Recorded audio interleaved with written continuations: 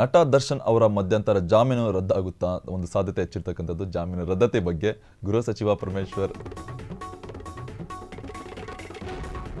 Bomb ಸ್ಫೋಟಕ ಹೇಳಿಕೆ ಸಿಡಿಸಿರ್ತಕ್ಕಂಥದ್ದು. ಜಾಮೀನು ರದ್ದತಿ ಬಗ್ಗೆ ಗೃಹ ಸಚಿವ ಪರಮೇಶ್ವರ್ ಬಾಂಬ್ ಸಿಡಿಸಿದ್ದಾರೆ. ಆ ಎರಡು ಕಾರಣಗಳಿಂದ ದರ್ಶನ್ ಬೇಲ್ ಕ್ಯಾನ್ಸಲ್ ಆಗುತ್ತಾ? ಕೊಲೆ ಜಾಗದಲ್ಲಿ ದರ್ಶನ್ ಹಾಜರಿದ್ದ ಫೋಟೋ ಲಭ್ಯ ಆಗಿರ್ತಕ್ಕಂಥದ್ದು ಪೊಲೀಸರಿಗೆ. ಆರೋಪಿಗಳ ಜೊತೆ ವಿಡಿಯೋ ಕೂಡ ಮಾಡಿಕೊಂಡಿದ್ದ Darshan.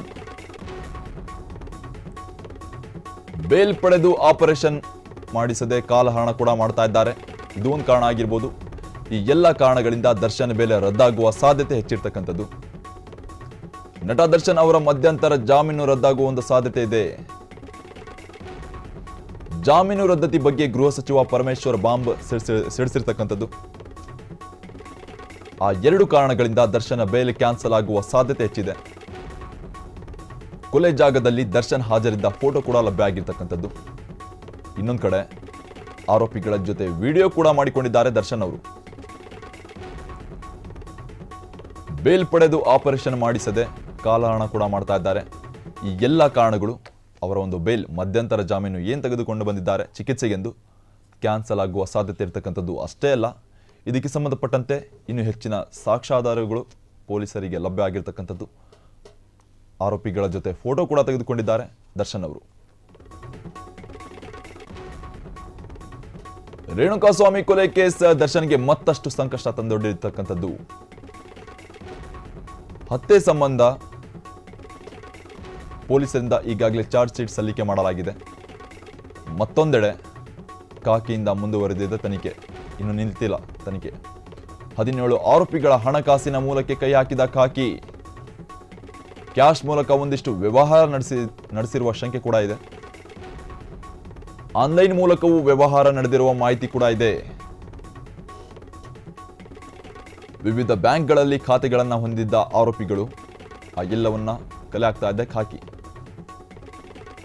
IDFC first bank, union bank of India, HDFC bank, Kotak Mahindra bank ಸೇರಿದಂತೆ ಇನ್ನು ಹಲವಾರು ಬ್ಯಾಂಕ್ನಲ್ಲಿ ವಿವಿಧ ಬ್ಯಾಂಕ್ಗಳ ಮ್ಯಾನೇಜರ್ಗಳ ಸಂಪರ್ಕಿಸಿದ ಪೊಲೀಸರು ಒಂದು ಮಾಹಿತಿ ಕಲೆ ಹಾಕೋದಕ್ಕೆ ಪೊಲೀಸರಿಗೆ ಸಂಪರ್ಕ ಮಾಡಿರ್ತಕ್ಕಂಥದ್ದು.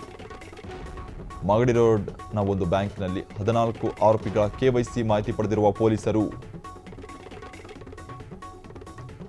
ಕೊಲೆ ಮುಚ್ಚಿ ಹಾಕಲು ದೊಡ್ಡ ಮೊತ್ತದ ಹಣ ನೀಡಿರುವ ಈ ಒಂದು ಆರೋಪದ ಹಿನ್ನೆಲೆ ಎಲ್ಲ ಬ್ಯಾಂಕ್ಗಳಿಗೆ ಮಾಹಿತಿ ಕಲೆ ಹಾಕ್ತಾ ಇದ್ದಾರೆ ಪೊಲೀಸರು. ಮೊಬೈಲ್ ನಂಬರ್, ಆಧಾರ್ ಕಾರ್ಡ್ ಎಲ್ಲವನ್ನ ಪರಿಶೀಲನೆ ಕೂಡ ಮಾಡ್ತಾ ಇದ್ದಾರೆ. ರೇಣುಕಾಸ್ವಾಮಿ ಕೊಲೆ ಕೇಸ್ ದರ್ಶನ್ಗೆ ಮತ್ತಷ್ಟು ಸಂಕಷ್ಟ ತಂದಿರತಕ್ಕಂಥದ್ದು. ಹತ್ಯೆ ಸಂಬಂಧಪಟ್ಟಂತೆ ಪೊಲೀಸರಿಂದ ಈಗಾಗಲೇ ಚಾರ್ಜ್ ಶೀಟ್ ಸಲ್ಲಿಕೆ ಮಾಡಲಾಗಿದೆ. ಈಗ ಮತ್ತೆ ತನಿಖೆ ಇನ್ನೂ ಮುಂದುವರಿಸಲಾಗಿದೆ ಪೊಲೀಸರಿಂದ.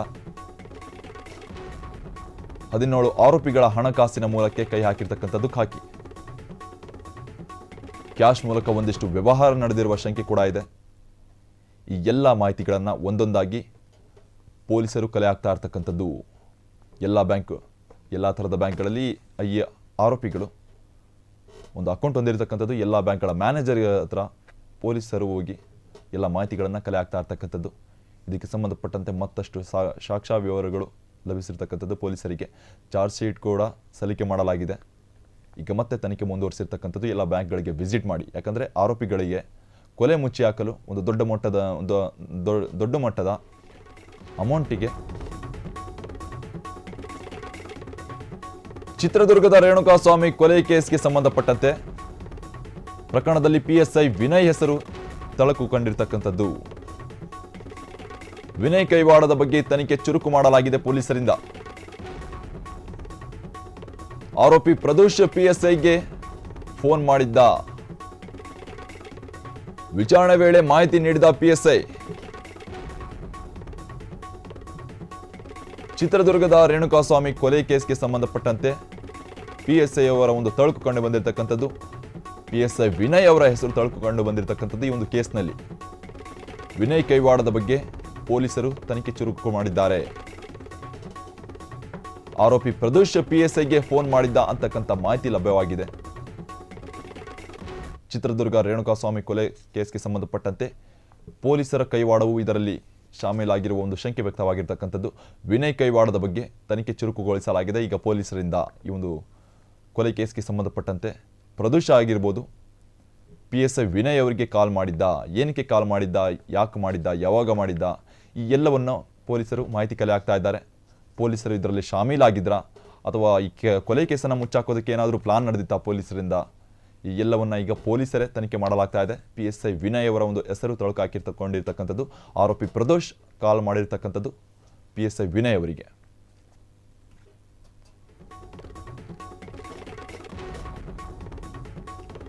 ವಿಚಾರಣೆ ವೇಳೆ PSI ವಿನಯ್ ಹೆಸರು ಹೇಳಿದ್ರು. ಏನು ಹೇಳಿದ್ರು PSI? ಜೂನ್ 8ರಂದು ನನಗೆ ವಾಟ್ಸಪ್ ಕರೆ ಮೆಸೇಜ್ ಬಂದಿತ್ತು. ಸುಮಾರು 122 ಬಾರಿ ವಾಟ್ಸಪ್ ಕರೆ ಬಂದಿತ್ತು. ಕೊಲೆ ಕೇಸ್ ಬಗ್ಗೆ ನನಗೆ ಪ್ರದೋಷ್ ಹೇಳಿದ್ದ. ನಾನು ವಾಟ್ಸಪ್ ಮೂಲಕ ಇನ್ಸ್ಪೆಕ್ಟರ್ಗೆ ಕರೆ ನೀಡಿದೆ. ಕೊಲೆ ಬಗ್ಗೆ ಇನ್ಸ್ಪೆಕ್ಟರ್ ಹೆಚ್ಚಿನ ಮಾಹಿತಿ ಕೇಳಿದ್ರು. ಇದೇ ಕಾರಣಕ್ಕೆ ನಾನು ಪ್ರದೋಷ್ಗೆ ಕರೆ ಮಾಡಿದ್ದೆ ಎಂದು PSI ವಿನಯ್ ಅವರು ಹೇಳಿಕೊಂಡಿರ್ತಕ್ಕಂಥದ್ದು. ಈ ವೇಳೆ ಎಲ್ಲಿದ್ದೀರಾ, ಸರೆಂಡರ್ ಆಗಿ ಎಂದಿದ್ದೆ ಅಂತ ವಿನಯ್ ಅವರು ಹೇಳಿಕೊಂಡಿರ್ತಕ್ಕಂಥದ್ದು ಆರೋಪಿ ಪ್ರದೋಷ್ಗೆ. ಪ್ರದೋಷ್ ಎಲ್ಲರನ್ನು ಸರೆಂಡರ್ ಮಾಡಿಸ್ತೀನಿ ಎಂದಿದ್ರು. 24 ಗಂಟೆಯೊಳಗೆ ವಾಟ್ಸಪ್ ಮೆಸೇಜ್ ಡಿಲೀಟ್ ಆಪ್ಷನ್ ಇಟ್ಟಿದ್ರು ಪ್ರದೋಷ್ ಅವರು. ಇದೇ ಕಾರಣಕ್ಕೆ ಮೆಸೇಜ್ ಡಿಲೀಟ್ ಆಗಿವೆ ಅಂತ ಹೇಳಿಕೊಂಡಿದ್ದಾರೆ PSI ವಿನಯ್ ಅವರು. ನಾನು ಮೆಸೇಜ್ ಡಿಲೀಟ್ ಮಾಡಿಲ್ಲ ಎಂದು PSI ವಿನಯ್ ಹೇಳಿಕೊಂಡಿರ್ತಕ್ಕಂಥದ್ದು. ಯಾಕಂದರೆ 24 ಗಂಟೆ ಒಳಗೆ 24 ಅವರ್ಸ್ ಒಳಗೆ ಡಿಲೀಟ್ ಆಗೋ ಒಂದು ಆಟೋ ಆಪ್ಷನ್ ಇಟ್ಟಿದ್ರು ಅಂತ ಹೇಳಿಕೊಂಡಿರ್ತಕ್ಕಂಥದ್ದು PSI ವಿನಯ್ ಅವರು. ಒಂದು ವಿಚಾರಣೆ ವೇಳೆ ಜೂನ್ 8ರಂದು ನನಗೆ ವಾಟ್ಸಪ್ ಕರೆ ಮೆಸೇಜ್ ಬಂದಿತ್ತು. ಸುಮಾರು 122 ಬಾರಿ ವಾಟ್ಸಪ್ ಕರೆ ಬಂದಿತ್ತು. ಕೊಲೆ ಕೇಸ್ ಬಗ್ಗೆ ನನಗೆ ಪ್ರದೋಷ್ ಹೇಳಿದ್ದ. ನಾನು ವಾಟ್ಸಪ್ ಮೂಲಕ ಇನ್ಸ್ಪೆಕ್ಟರ್ಗೆ ಕರೆ ನೀಡಿದೆ. ಈ ಕೊಲೆ ಬಗ್ಗೆ ಇನ್ಸ್ಪೆಕ್ಟರ್ ಹೆಚ್ಚಿನ ಮಾಹಿತಿ ಕೂಡ ಕೇಳಿದ್ರು. ಇದೇ ಕಾರಣಕ್ಕೆ ನಾನು ಪ್ರದೋಷ್ಗೆ ಕರೆ ಮಾಡಿದ್ದೆ ಎಂದು PSI ಅವರು ಹೇಳಿಕೊಂಡಿರ್ತಕ್ಕಂಥದ್ದು PSI ವಿನಯ್ ಅವರು. ಈ ವೇಳೆ ಎಲ್ಲಿದ್ದೀರಾ, ಸರೆಂಡರ್ ಆಗಿ ಅಂತ ಕೂಡ ನಾನು ಹೇಳಿದ್ದೆ. ಈ ವೇಳೆ ಪ್ರದೋಷ್ ಎಲ್ಲರನ್ನೂ ಸರೆಂಡರ್ ಮಾಡಿಸ್ತೀನಿ ಅಂತ ಹೇಳಿಕೊಂಡಿದ್ರು. ಆದರೆ 24 ಗಂಟೆ ಒಳಗೆ ವಾಟ್ಸಪ್ನ ಒಂದು ಮೆಸೇಜ್ಗಳು ಆಟೋ ಡಿಲೀಟ್ ಆಗಿರ್ತಕ್ಕಂಥದ್ದು ಎಂದು ಹೇಳಿಕೊಂಡಿದ್ದಾರೆ PSI ವಿನಯ್ ಅವರು. ಈ ಕೊಲೆ ಕೇಸ್ಗೆ ಸಂಬಂಧಪಟ್ಟಂತೆ ಪೊಲೀಸರ ಹೆಸರು ಕೂಡ ತಳುಕು ಕಂಡಿರ್ತಕ್ಕಂಥದ್ದು. ನಾನು ಮೆಸೇಜ್ ಡಿಲೀಟ್ ಮಾಡಿಲ್ಲ ಎಂದು PSI ವಿನಯ್ ಅವರು ಹೇಳಿಕೊಂಡಿದ್ದಾರೆ. ವಿಚಾರಣೆ ವೇಳೆ PSI ವಿನಯ್ ಹೇಳಿಕೊಂಡಿರ್ತಕ್ಕಂಥ ಮಾಹಿತಿಗಳು ಇದಾಗಿರ್ತಕ್ಕಂಥದ್ದು. ಕೊಲೆ ಬಗ್ಗೆ ಇನ್ಸ್ಪೆಕ್ಟರ್ ಹೆಚ್ಚಿನ ಮಾಹಿತಿ ಕೇಳಿದಾಗ ನನಗೇನೂ ಗೊತ್ತಿಲ್ಲ, ಆದರೆ ಪ್ರದೋಷ್ ಅವರು ವಾಟ್ಸಪ್ ಕಾಲ್ ಮಾಡಿದ್ರು. 122 ಬಾರಿ ಕಾಲ್ ಮಾಡಿರ್ತಕ್ಕಂಥದ್ದು. ಆ ಒಂದು ಕಾಲ್ ಮಾಡಿದ ತಕ್ಷಣ ನಾನು ಇನ್ಸ್ಪೆಕ್ಟರ್ಗೆ ತಿಳಿಸಿದೆ. ಇನ್ಸ್ಪೆಕ್ಟರ್ ಇದರ ಬಗ್ಗೆ ಹೆಚ್ಚಿನ ಮಾಹಿತಿ ಕೂಡ ನನ್ನ ಹತ್ರ ಕಲೆ ಹಾಕ್ಕೊಂಡ್ರು. ನಂತರ ಪ್ರದೋಷ್ಗೆ ಹೇಳಿದ್ದೆ, ನಾನು 24 ಅಂದರೆ ಎಲ್ಲರೂ ಸರೆಂಡರ್ ಆಗಿ ಎಲ್ಲಿದ್ದೀರಾ ಅಂತ ಕೇಳಿ ಎಲ್ಲರೂ ಸರೆಂಡರ್ ಆಗೋಕ್ಕೆ ಹೇಳಿದ್ದೆ. ಆದರೆ 24 ಗಂಟೆ ಒಳಗೆ ಮೆಸೇಜ್ ಡಿಲೀಟ್ ಆಗಿರ್ತಕ್ಕಂಥ ಒಂದು ಮಾಹಿತಿಯನ್ನು ಹೇಳಿಕೊಂಡಿದ್ದಾರೆ PSI ವಿನಯ್ ಅವರು.